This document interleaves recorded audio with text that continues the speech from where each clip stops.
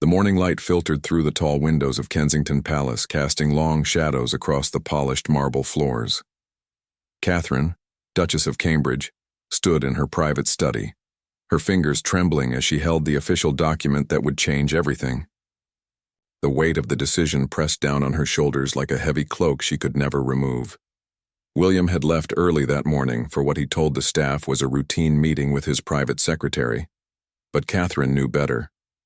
She had seen the way his jaw tightened when he thought no one was looking, the way his hands clenched into fists during their last public appearance together. The facade they had maintained for years was finally cracking, and the pressure was becoming unbearable for both of them.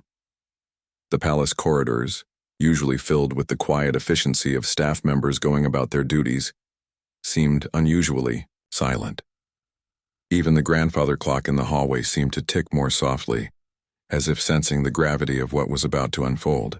Catherine walked slowly toward the window that overlooked the gardens where their children often played, her heels making the softest sound against the floor, a sound that would soon echo through the halls of British royalty forever.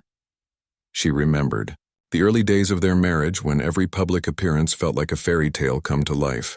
The crowds would cheer, the cameras would flash, and she would smile that radiant smile that had won the hearts of millions around the world. But behind closed doors, the reality was far different from what the public saw. The constant scrutiny, the endless protocols, and the weight of representing an institution that seemed increasingly at odds with their personal happiness had taken its toll. The children were at school, blissfully unaware that their parents were about to make a decision that would reshape their entire future. George, Charlotte, and Louis had grown up in the spotlight, but they still possessed the innocence of childhood that Catherine was desperate to protect. Every day, she watched them navigate the unique challenges of being royal children, and every day she wondered if there was a different path that might give them more freedom to simply be kids. William's absence that morning was not coincidental. They had agreed that some conversations were too important to have within the walls of the palace, where every word might be overheard and every emotion analyzed. The trust they had once shared completely had been tested by years of living under a microscope, where even their private moments felt choreographed for public consumption. The media had been particularly relentless in recent months. Every gesture was dissected, every photo analyzed for signs of tension or happiness. The tabloids created stories where none existed and magnified small disagreements into major rifts. Catherine had learned to smile through it all. But the cost of that constant performance was exhausting in ways that few people could understand.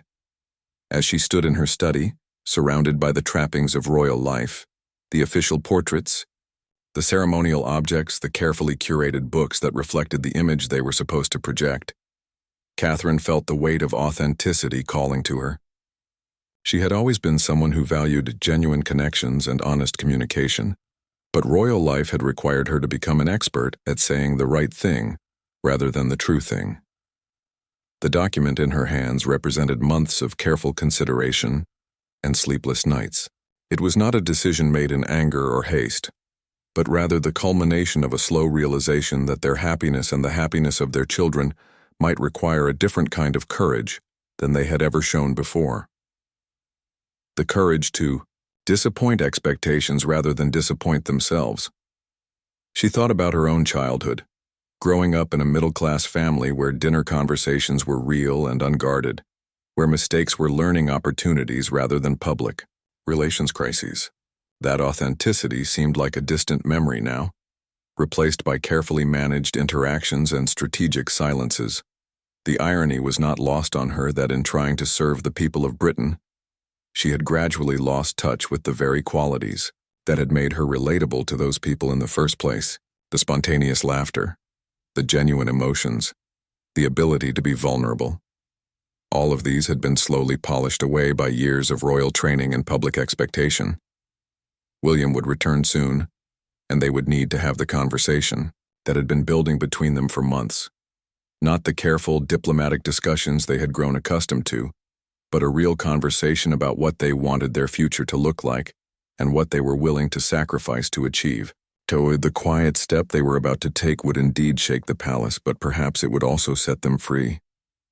William's car pulled through the gates of Kensington Palace just as the afternoon sun began to cast longer shadows across the courtyard. His meeting had lasted longer than expected, but it had been necessary. The conversations he'd had that morning with trusted advisors outside the royal circle had confirmed what he and Catherine had been feeling for months. Their current path was unsustainable, and change was not just desired but essential. He walked through the familiar corridors toward their private quarters. William noticed how differently he was seeing everything. The portraits of his ancestors that lined the walls, once a source of pride and connection to history, now felt like the watchful eyes of expectations he might never be able to meet. Each painting seemed to whisper reminders of duty and sacrifice, but none of them spoke of happiness or personal fulfillment. Catherine was waiting for him in the small sitting room they had made their own, away from the formal reception areas where they conducted official business. She had changed from her morning attire into something more comfortable, a simple sweater and jeans that reminded him of the woman he had fallen in love with at university, before titles and protocols had shaped their daily existence. The silence between them was heavy but not uncomfortable. They had reached a point in their relationship where words were not always necessary to communicate understanding. William could see in Catherine's posture that she had made peace with what they were about to discuss. Her usual grace was still there, but it was now accompanied by a quiet determination that he found both beautiful and heartbreaking. He sat beside her on the couch that had witnessed countless private conversations over the years. Discussions about their children's education, concerns about media intrusion, and dreams about the kind of parents they wanted to be. Today's conversation would be different from all the others because it would require them to prioritize their own needs in a way that royal training had taught them was selfish. Catherine spoke first, her voice steady but soft. She had spent the morning thinking about their children's futures and what kind of example they wanted to set. Did they want to teach George, Charlotte, and Louis that duty meant sacrificing personal happiness? Or could they show them that sometimes the most responsible thing to do was to choose a different path when the current one was causing more harm than good? William listened as she shared her thoughts about authenticity and the exhaustion that came from constantly performing their lives rather than living them. He understood completely because he had been feeling the same weight. The young man who had once found joy in military service and helicopter rescue missions had gradually been replaced by someone who felt more like an actor playing a role than a person living his own life. They talked about the children with the kind of honesty that had been rare in recent years. Both parents had noticed how their kids were already showing signs of the pressure that came with royal life. George, despite his young age, had begun to understand that his every action was watched and analyzed. The natural childhood spontaneity that they wanted to protect was already being shaped by awareness of public expectation. The decision they were contemplating was not about abandoning their responsibilities entirely, but rather about redefining what those responsibilities meant. They had both entered royal life with genuine desires to serve and make a positive difference, but they had gradually realized that their effectiveness was being undermined by their own unhappiness and the artificial constraints placed on their ability to connect authentically with people. William shared details from his morning meetings, conversations with people outside the palace who had helped him understand that there might be ways to continue serving the public good, while also reclaiming some control over their private lives. The idea was not to disappear from public service, but to engage with it on terms that allowed them to be more genuine and therefore more effective in their work. As the afternoon wore on, they found themselves talking with more freedom than they had experienced in years. Without the pressure of an upcoming engagement or the possibility of staff interruption, they were able to explore possibilities that had previously seemed impossible to even imagine. The conversation was not about escape, but about evolution, finding a way to honor their commitments while also honoring their own needs and the needs of their children. Catherine mentioned a conversation she had had with Charlotte the previous week, when their daughter had asked why Mommy and Daddy always had to smile even when they looked sad. The question had haunted Catherine because it revealed how perceptive children could be, and how their own emotional struggles were affecting their family, despite their best efforts to shield the kids from adult concerns. By evening, as they prepared for what might be one of their last quiet dinners together in the palace as they currently knew it, Both William and Catherine felt a sense of clarity that had been absent for months. The path ahead was uncertain and would undoubtedly be challenging, but it felt more authentic than anything they had contemplated in years. The following morning brought an unusual stillness to Kensington Palace. Staff members went about their duties with the efficiency they had perfected over years of service, but there was something different in the air. Perhaps it was the way the Duke and Duchess had requested an unusual amount of privacy, or maybe it was the subtle changes in their demeanor that only those who worked closely with them could detect. Catherine woke before dawn, unable to sleep, through the night for the third consecutive evening.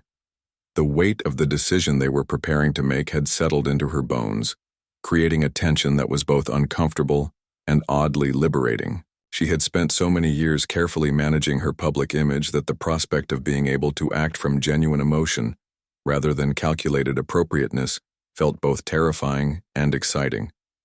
William was already awake, standing by the window, and looking out at the gardens where morning mist clung to the carefully manicured lawns. He had been thinking about his grandmother, Queen Elizabeth, and what she might have thought about the choice they were contemplating.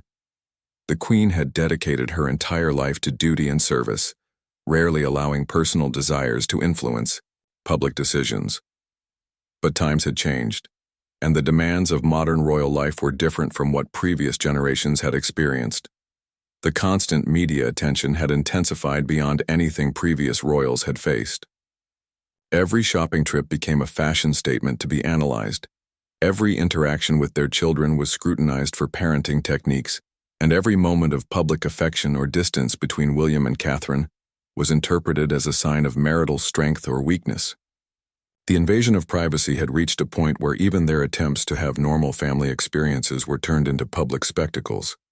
Their children's school had become another battleground where photographers waited for glimpses of the young royals, and Catherine had noticed how George had begun to look around nervously whenever they were in public spaces.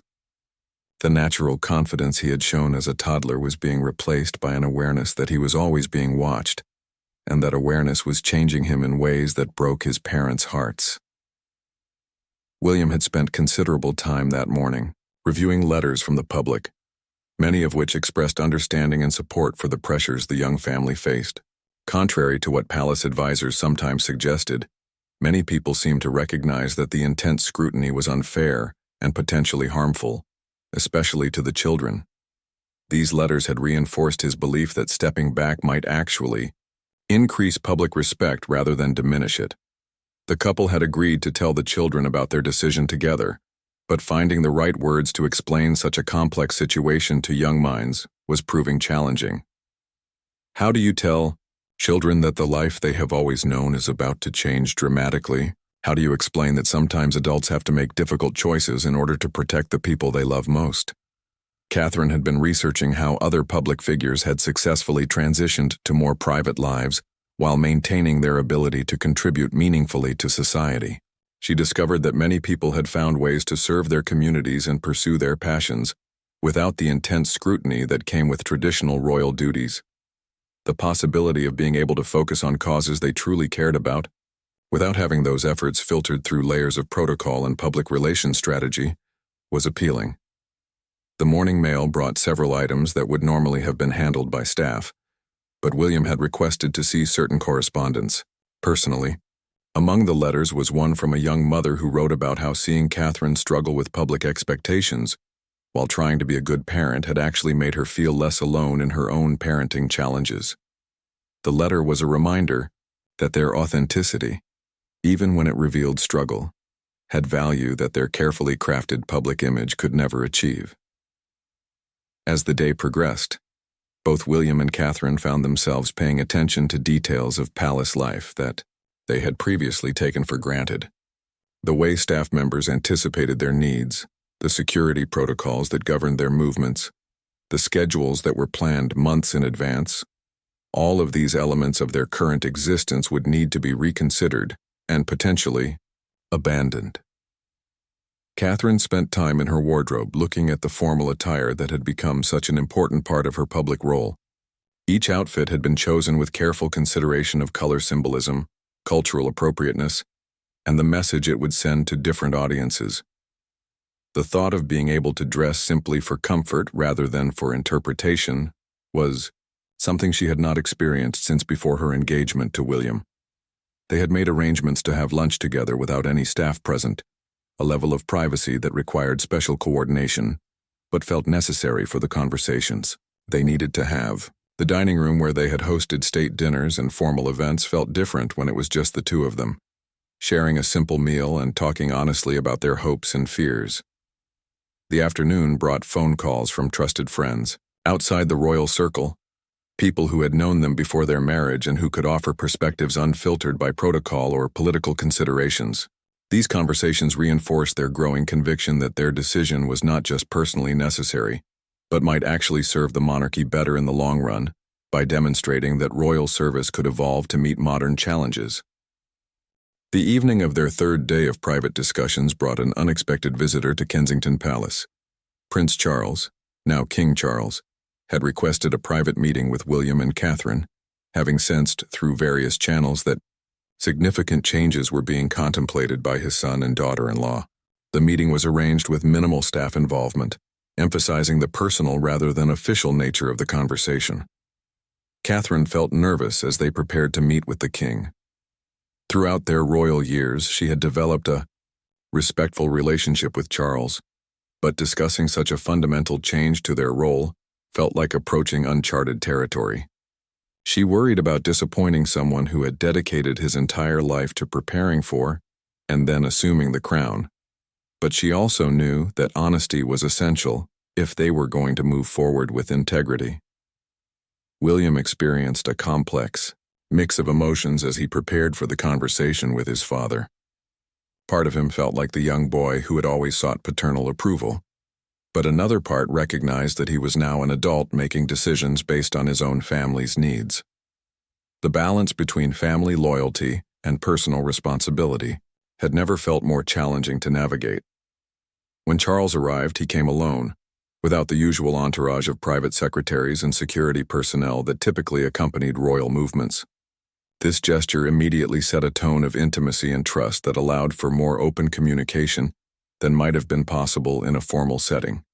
His first words were not about duty or tradition, but about his concerns for their happiness and well-being. The conversation that followed was unlike any the three of them had ever shared. Charles spoke about his own struggles with finding balance between personal desires and public expectations, sharing insights from decades of experience that revealed vulnerabilities he had rarely shown before. He acknowledged that the pressures of modern royal life were different from what he had experienced in his youth, particularly regarding media intrusion and social media scrutiny. Catherine found herself able to speak more freely than she had expected about the impact that constant public attention was having on their family life. She described moments when she felt like she was performing motherhood rather than simply being a mother, and how that performance was affecting her relationship with her children. Charles listened without judgment, occasionally nodding in understanding. That suggested he had faced similar challenges in his own parenting journey. William shared his concerns about the long-term sustainability of their current approach to royal duties. He explained that while they both remained committed to service and making a positive impact, they had begun to question whether their effectiveness was being undermined by their own exhaustion and the artificial constraints of traditional royal protocols. The conversation revealed that his desire for change came not from a lack of commitment, but from a desire to serve more authentically. As the discussion progressed, Charles surprised them both by sharing his own thoughts about how the monarchy might need to evolve to remain relevant and effective in the modern world. He spoke about the importance of authenticity in public service, and acknowledged that forcing people into roles that made them unhappy ultimately served no one well, including the institution itself. The king asked thoughtful questions about their vision for their future, showing genuine interest in understanding their perspective rather than simply defending traditional approaches. He inquired about their children's well-being and how they planned to help George, Charlotte, and Louis navigate the changes that would inevitably come with any shift in their parents' royal status. Catherine was moved by Charles's openness about his own regrets regarding moments when duty had required him to prioritize institutional needs over personal relationships. His honesty about the costs of royal service helped her feel less alone in her struggles and more confident that their concerns were valid rather than selfish. The conversation lasted well into the evening, with all three family members sharing stories and perspectives that had never been discussed so openly before. Charles spoke about his hopes for his grandchildren and his desire for them to have more freedom to discover their own paths than previous generations of royals had experienced. By the end of the evening, while no final decisions had been announced, there was a sense of mutual understanding and support that had not existed before. Charles made it clear that while he would always hope for their continued involvement in royal duties, he valued their happiness and the strength of their family above institutional expectations. As Charles prepared to leave, he made a comment that would stay with William and Catherine long after the evening ended. He told them that the greatest service they could provide to the monarchy might be to demonstrate that it was flexible enough to adapt to the needs of individual family members, rather than requiring everyone to conform to a single rigid model. Private meeting had provided them with something they had not expected to receive: paternal blessing for following their conscience rather than simply following tradition. This support would prove crucial in the days ahead as they prepared to take the quiet step that would indeed shake the palace, but perhaps ultimately strengthen it as well. The morning after their meeting with King Charles brought a sense of clarity that William and Catherine had not experienced in months. The support they had received from the king had removed one of their greatest fears about moving forward with their decision.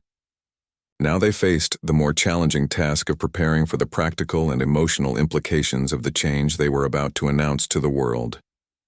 Catherine spent the early hours of the morning writing in a private journal she had kept throughout her royal years but rarely had time to update. Writing about her feelings helped her process the magnitude of what they were about to do and gave her an opportunity to reflect on how much they had both grown during their time as senior royals.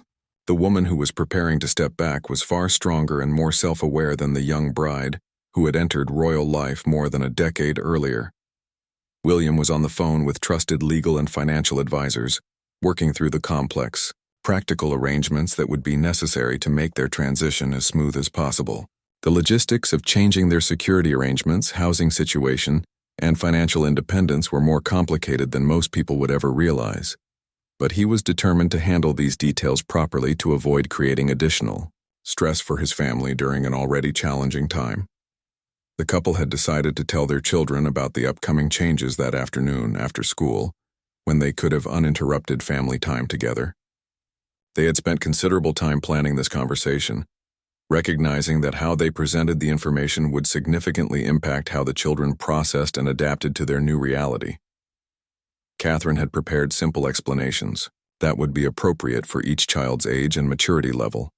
For George, who at his age was already beginning to understand the unique aspects of his family's public role, she planned to emphasize that they would still be the same family, but with more freedom to make their own choices about how they spent their time. For Charlotte and Louis, the focus would be on reassurance that nothing about their parents' love for them was changing. As the day progressed, staff members began to notice subtle changes in the atmosphere at Kensington Palace. While no official announcements had been made, there was an undeniable sense that significant decisions were being finalized. The Duke and Duchess seemed more relaxed than they had appeared in months, but there was also an intensity of purpose that suggested important changes were imminent. William and Catherine had lunch together in their private dining room, sharing one of the last meals they would have as senior working royals in the palace that had been their home for so many years. The conversation was quieter than usual, with both of them seeming to absorb the familiar surroundings and appreciate details they might not have noticed before.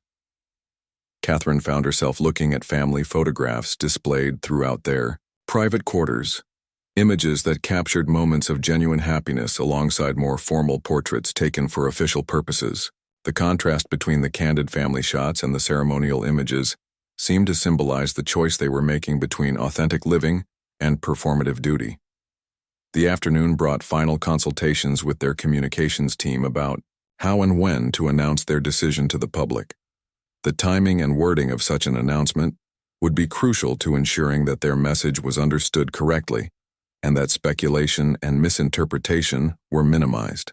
They wanted to be clear that their decision came from a place of love for their family and continued commitment to service, not from any desire to abandon their responsibilities entirely. William spent time reviewing statements they had drafted, ensuring that the language reflected their genuine feelings while also showing appropriate respect for the institution they were stepping back from. The challenge was to be honest about their need for change without appearing critical of the royal system that had shaped their adult lives. As evening approached and they prepared for the conversation with their children, both parents felt a mixture of nervousness and excitement. They were nervous about how the children would react to news that would change their lives significantly, but they were also excited about the possibility of being able to parent more authentically and with fewer external pressures. Catherine changed into comfortable clothes that would help create a relaxed atmosphere for their family discussion. She wanted the children to feel that this was a normal family conversation, not a formal announcement that would make them feel anxious or worried about their parents' decision. The children returned from school with their usual energy and chatter about their daily experiences, unaware that their parents were about to share news that would reshape their understanding of their family's future. William and Catherine exchanged a look of mutual support as they prepared to begin a conversation that would mark the end of one chapter of their lives and the beginning of another. As they gathered in the comfortable sitting room that had always been their family's favorite space in the palace, Catherine felt a deep sense of peace about the decision they had made. Whatever challenges lay ahead, she knew they were choosing a path that prioritized their children's well-being and their family's happiness, and that knowledge gave her the strength she needed to face whatever reactions their announcement might provoke. 6 months after William and Catherine's quiet announcement that shook the palace, life had settled into rhythms that felt more natural than anything they had experienced in years. The initial media storm had been intense but brief, with public reaction proving more understanding and supportive than palace advisors had predicted. The couple had discovered that their instinct about public sentiment was correct. People respected their choice to prioritize family well-being over institutional expectations. Catherine stood in the kitchen of their new home, a beautiful but relatively modest house in the countryside that offered the privacy and normalcy they had longed for during their palace years. The morning sunlight streamed through windows that were not bulletproof, and she could hear her children playing in the garden without security personnel hovering nearby.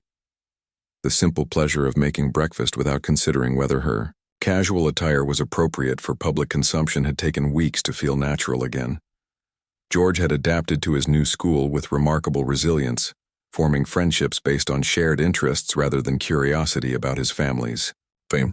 His teachers reported that he seemed more relaxed and confident, no longer carrying the subtle tension that had characterized his behavior during his final months at his previous, more high-profile school.